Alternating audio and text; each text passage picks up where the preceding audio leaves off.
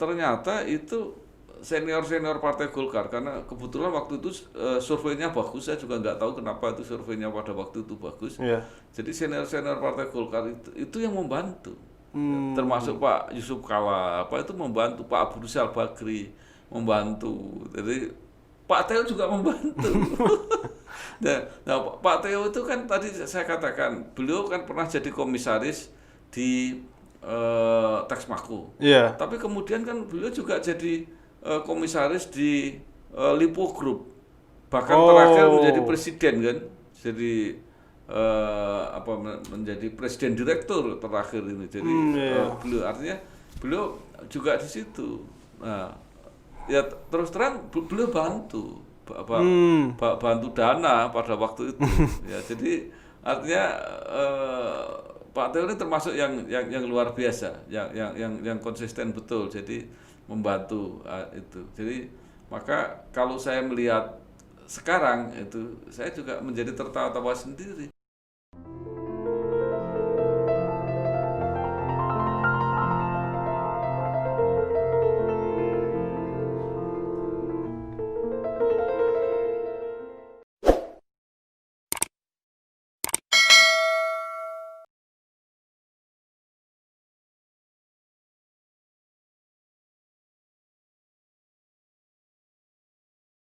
Assalamualaikum warahmatullahi wabarakatuh.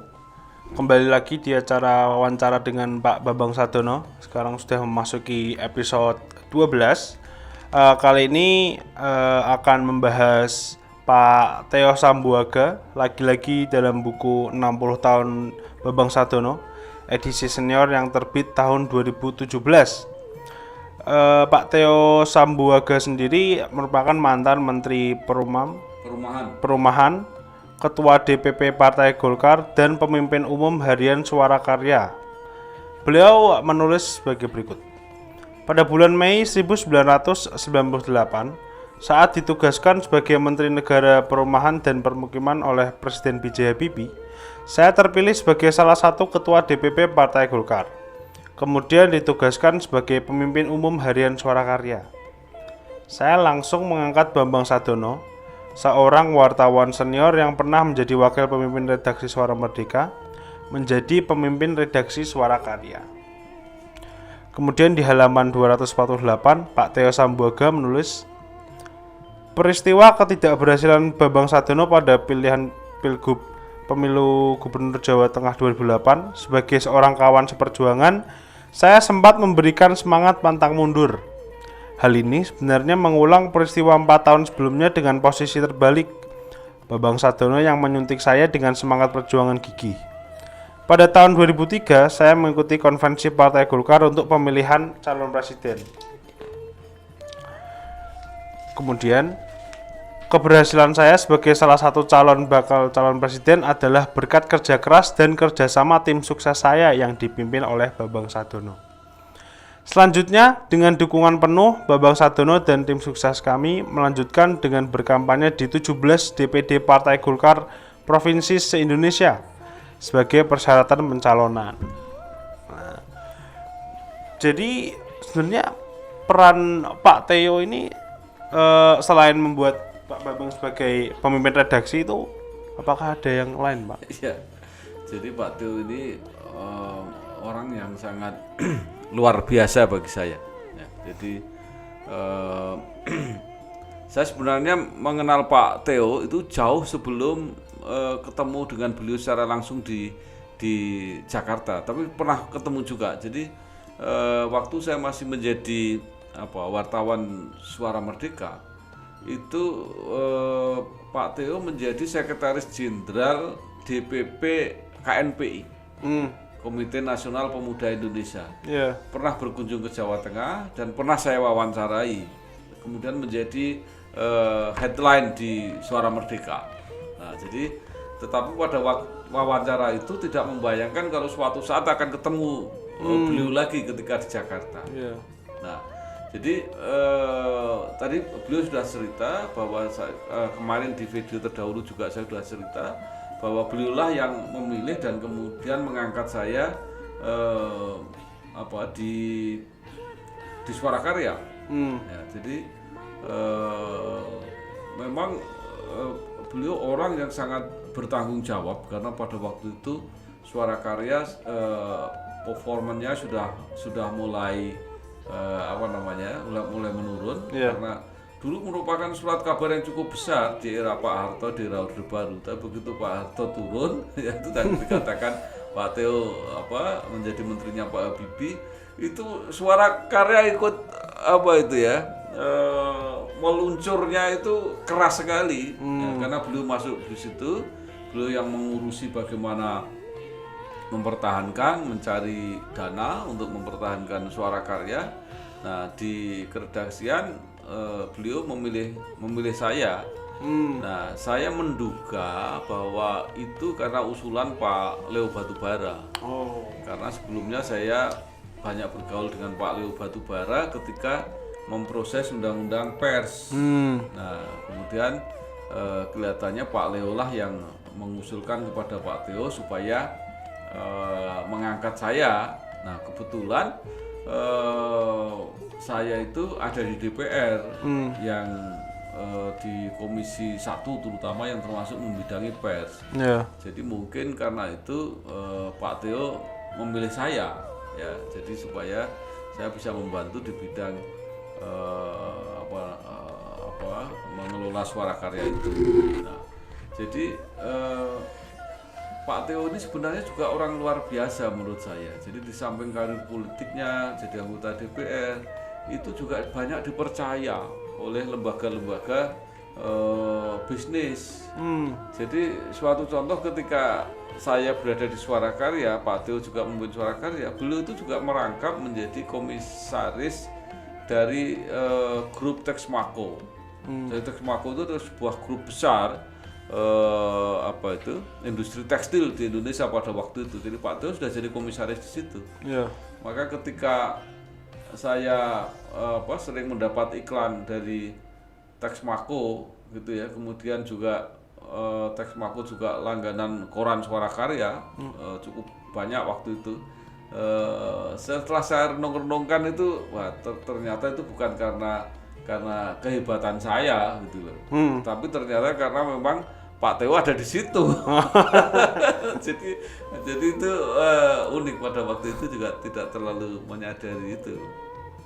Nah, kemudian tentu karena Pak Theo juga ketua DPP Partai Golkar, saya orang yang aktif waktu itu, saya juga sekjen PWI ya. Itu saya juga membantu beliau.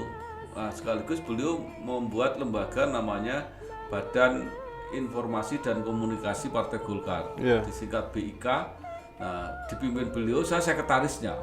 Nah, jadi saya juga di Suara Karya membantu beliau, di Golkar saya juga membantu beliau. Nah, yang menarik ini suatu saat sore hari saya itu biasanya kalau sore saya berada di Suara Karya. Ya, jadi karena waktu itu tinggal di Depok, maka kalau mau pulang itu nunggu sampai kira-kira jam 8 itulah. Suasana lalu lintas sudah agak sepi, pulang. Nah, jadi suatu saat saya pengen pulang agak sore. Nah, kalau agak sore berarti harus pulang di bawah jam 4.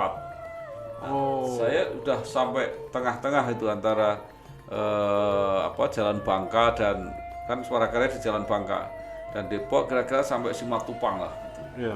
Kemudian ditelepon oleh Pak Theo, Pak Bambang di mana? Ya, saya ada Pak di Jakarta, saya bilang gitu. Bisa nggak ketemu saya? Wah ini sudah mau pulang gitu ya, nggak enak. Ya sudah, akhirnya saya balik kembali lagi ke Jakarta, ketemu Pak Theo. Nah, di situ Pak Theo mengatakan, Pak Bambang, ini kan ada konvensi Partai Golkar. Semua orang boleh mencalonkan, dan konvensi itu menyeleksi calon-calon presiden. Nah, Pak Theo bilang, saya mau mendaftar. Oh iya Pak, bagus gitu. Ya, karena mau.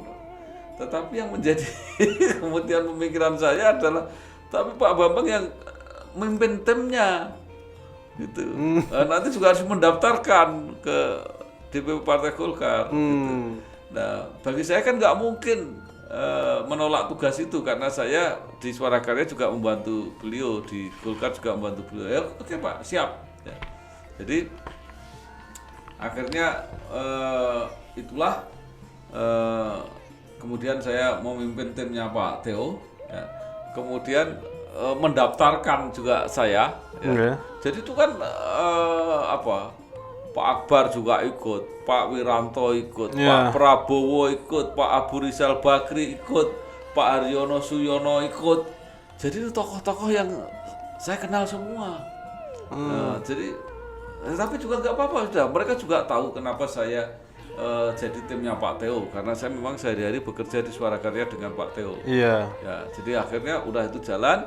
Nah, tapi waktu itu memang unik. Saya berpikir itu unik. Jadi walaupun mereka bersaing, termasuk ada Pak Surya Paloh juga ikut. Iya. Padahal beliau wartawan juga, artinya punya media Indonesia kan. Nah, saya kan juga sering ketemu beliau. Nah, ini gimana ini, saya bersaing tapi semua kenal baik semua gitu kan. Nah, dan yang saya rasakan lucu adalah ketika itu kan kalau sudah mendaftar jadi calon, ini para calon itu diminta berkampanye ke DPD provinsi, ke Golkar provinsi itu. Nah, minimal tuh 1/3. Nah, jadi minimal kalau waktu itu 33 misalnya, yaitu harus kira-kira 11 yang didatangi itu. Nah, Pak Theo dipersyaratkan harus itu. Nah, saya kan ketua timnya, jadi berarti saya harus ikut. Nah, itu tadi menurut Pak Theo itu sampai 17 DPD saya harus ikut. Nah, di dalam perjalanan itu yang menarik adalah bahwa beberapa calon ini bekerja sama, kompak. Jadi pada waktu itu yang saya ingat itu biasanya kalau Pak Akbar itu sendiri, jadi nggak mau barengan dengan calon yang lain. Ya, kadang-kadang maka kalau calon ini sudah selesai, itu forumnya Golkar provinsi itu diisi oleh calon yang lain. Ya. Nah, tetapi ada calon-calon yang bersama-sama, berangkat bersama-sama. Nah, maka saya pernah bersafari itu satu pesawat itu isinya beberapa calon bareng. Ya saya nggak tahu itu dugaan saya itu pesawat itu yang mengadakan Pak Prabowo. Jadi di situ ada Pak Prabowo, ada Pak Theo Sambuaga, ada Bu Tuti Alawiyah, itu almarhum. Ya, ini putranya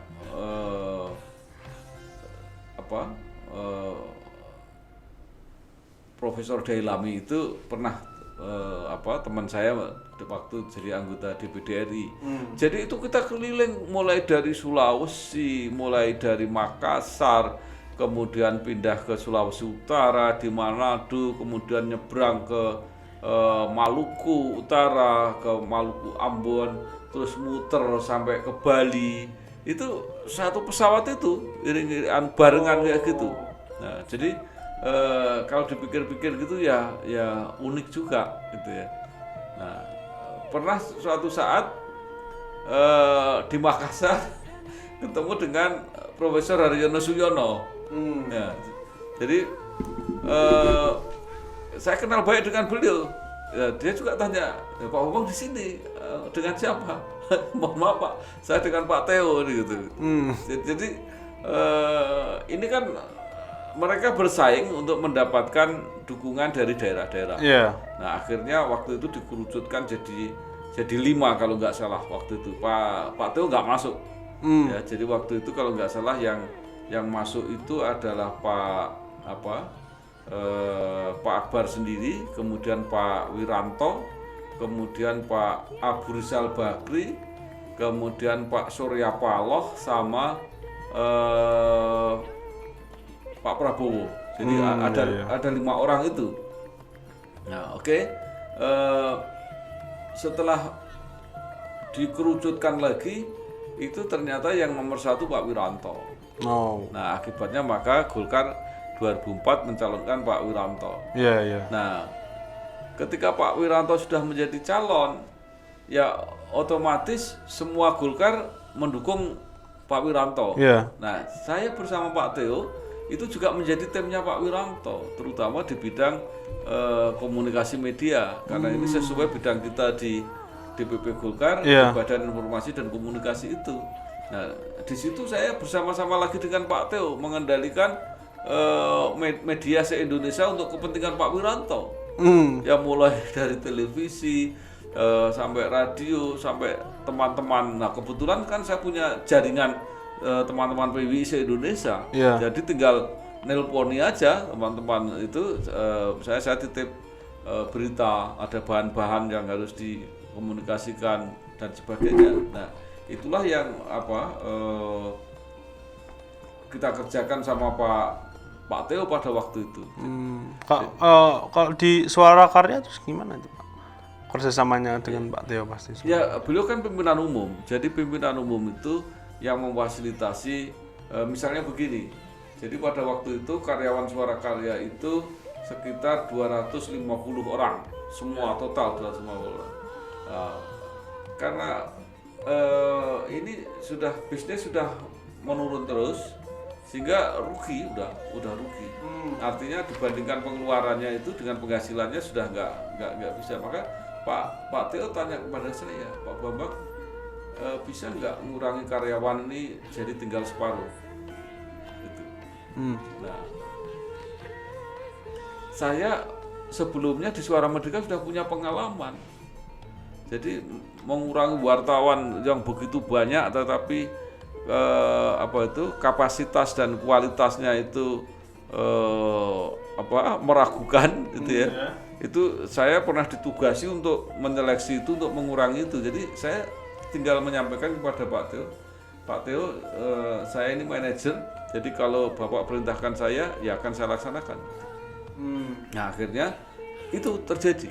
Jadi karyawan Suara Karya tinggal separuh. Nah, itu jadi karena Pak Theo yang saya tahu, dia harus mencari dana terus untuk itu, untuk nomboi kalau bahasa anunya itu. Kurang. Walaupun saya juga mencoba membantu ya dengan mencari iklan, kemudian mencari langganan, itu juga kami lakukan. Tetapi tetap saja bahwa saya melihat beban Pak Theo waktu itu juga cukup berat itu.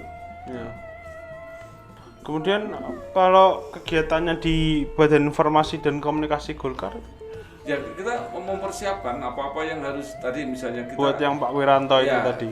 Misalnya calon presiden, ya kita harus bekerja untuk calon presiden kita. Nah, nanti mungkin mau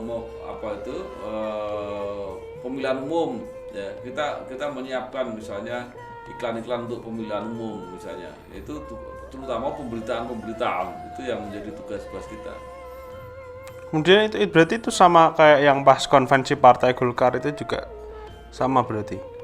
Iya, jadi begini, konvensi Partai Golkar itu kan kegiatan yang dilaksanakan untuk mencari calon. Jadi tidak seperti sekarang. Kalau seperti sekarang kan siapapun pokoknya diputuskan oleh pimpinan partai yaitu jadi calon gitu ya.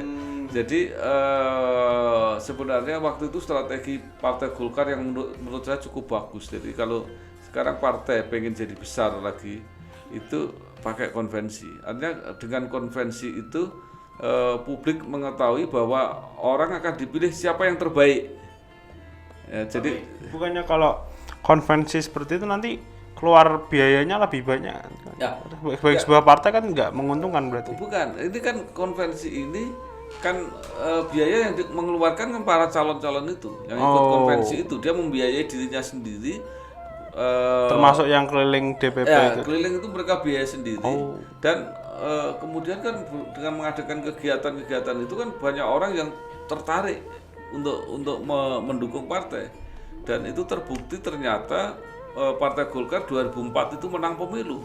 Oh iya. Ya, Partai Golkar menang pemilu karena didukung oleh itu lima besar itu. Coba sekarang bayangkan ya, di situ ada Pak Wiranto, kemudian ada Pak Abu Rizal Bakri, ada Pak Surya Paloh, ada Pak Akbar, ada Pak Prabowo. Ya.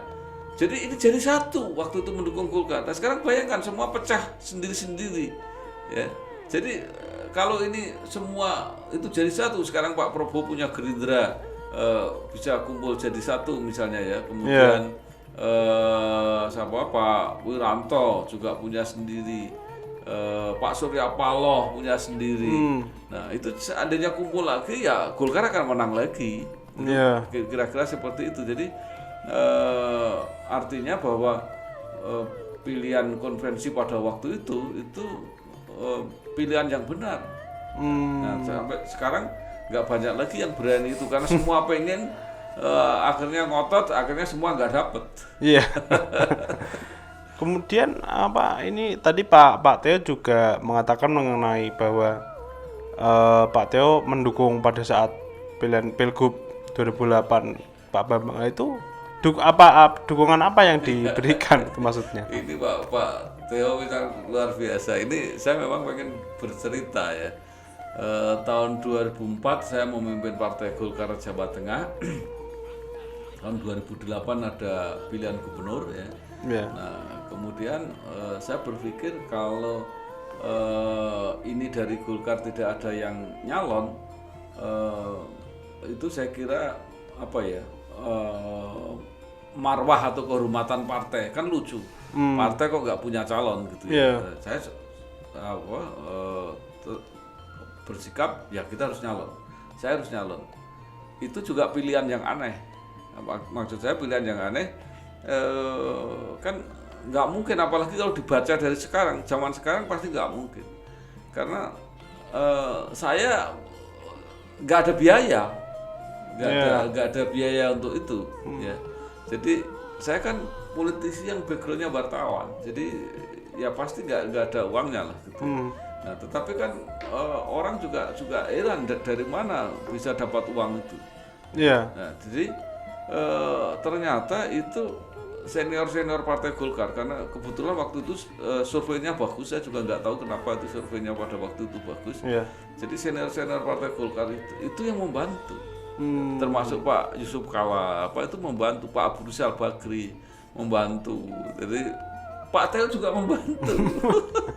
Nah Pak Theo itu kan tadi saya katakan beliau kan pernah jadi komisaris di Texmaco.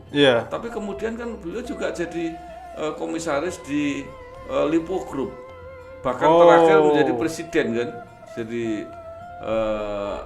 menjadi presiden direktur terakhir ini. Jadi beliau juga di situ.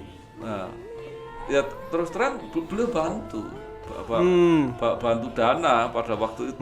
Ya jadi artinya Pak Theo ini termasuk yang luar biasa, yang konsisten betul. Jadi membantu itu. Jadi maka kalau saya melihat sekarang itu, saya juga menjadi tertawa-tawa sendiri.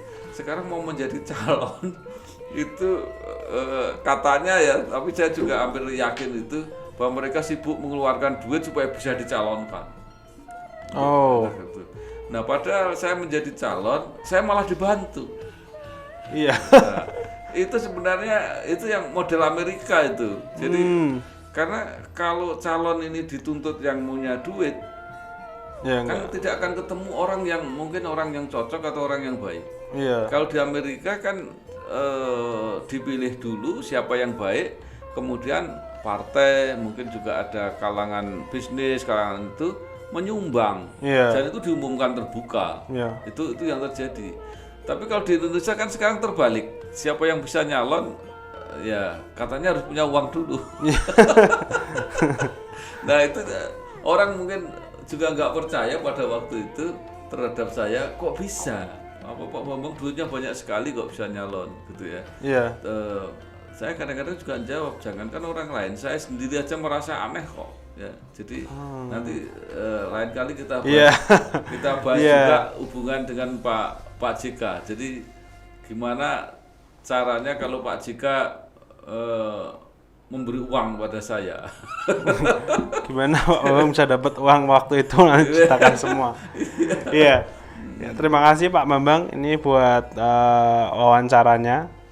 Terima kasih juga buat para penonton di rumah dimanapun yang sudah menonton wawancara dengan Pak Bambang Sadono. Tetap di channel Bangsa TV akan ada episode-episode selanjutnya. Ini episodenya masih banyak sekali pengalaman Pak Bambang Sadono yang bakal kita ulas lagi. Jangan lupa like, comment, dan subscribe. Terima kasih, tetap di channel Bangsa TV.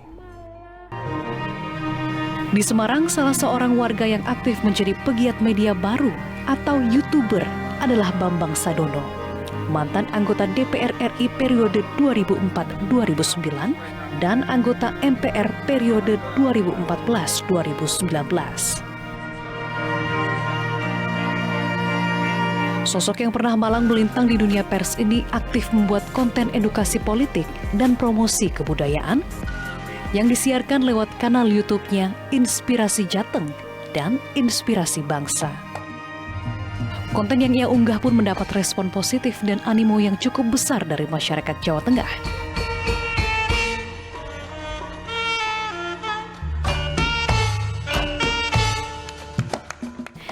Hingga kini, Bambang Sadono telah mempublikasikan lebih dari 50 video dengan 39.000 pengikut. Nah, Pak Bambang, ini mungkin boleh diceritakan sedikit nggak Pak? Sudah berkiprah di YouTube sejak berapa lama? Terus kontennya apa saja dan apa tujuan dari konten yang Bapak buat? Saya punya Inspirasi Jawa Tengah, itu yang lebih melayani masyarakat Jawa Tengah dalam segala hal, ada pendidikan, ada kebudayaan, kesenian, dinamika misalnya waktu ada COVID dan sebagainya itu. Tapi yang agak politik, perdebatan undang-undang, ya, masalah-masalah hukum yang besar itu, saya punya satu lagi namanya Inspirasi untuk Bangsa. Jadi channel ini akhirnya seperti terarah kepada kesenian, kebudayaan Jawa Tengah gitu ya. Nah, akhirnya kemudian setelah itu kita lanjutkan. Nah, kita mencoba wawancara tentang wayang, ya. Kemudian kita membuat semacam festival-festival yang menampilkan kesenian. Kemunculan berbagai bentuk new media menurut Bambang Sadono tidak akan membuat televisi ditinggalkan penonton.